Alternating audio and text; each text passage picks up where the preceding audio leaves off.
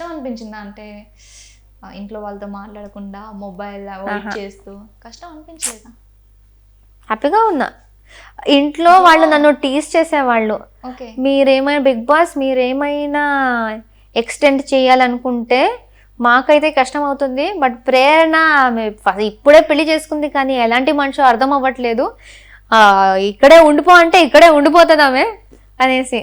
So నేను చాలా హ్యాపీగా లివ్ చేశాను నేను. అప్పుడు శ్రీపాద గారు కేసు పెడతారండి, అది వేరే విషయం, అది వేరే విషయం, అది వేరే విషయం. కానీ నేను మాకు మైండ్లో ఉంటుంది కదా ఇన్ని డేస్ ఉండాలి.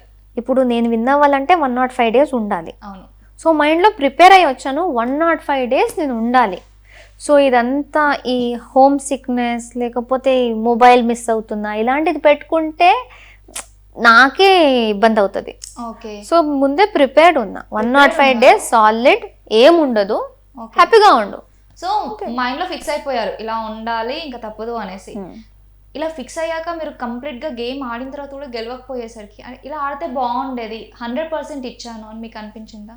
ఇలా ఆడితే బాగుండేది 100% ఇచ్చాను. ఓకే.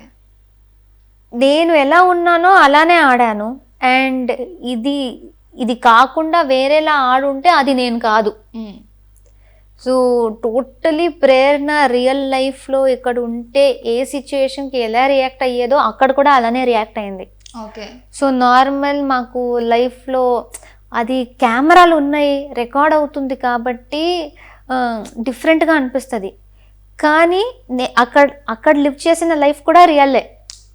అక్కడ ఉన్న వాళ్ళు కూడా యాక్టర్స్ కాదు, వాళ్ళు రియల్ పీపులే.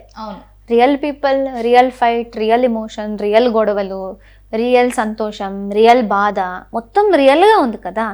సో నేను దేనికి ఎలా ఉన్నా it was just me. So ఇది కాకుండా నువ్వు వేరేలా ఉండుంటే విన్ అయ్యేదానివేమో అంటే ఆ వేరేలా ఉండటం నాకు తెలీదు. అండ్ టాస్క్స్ ఉన్నప్పుడు ఐ గేవ్ మై 100%.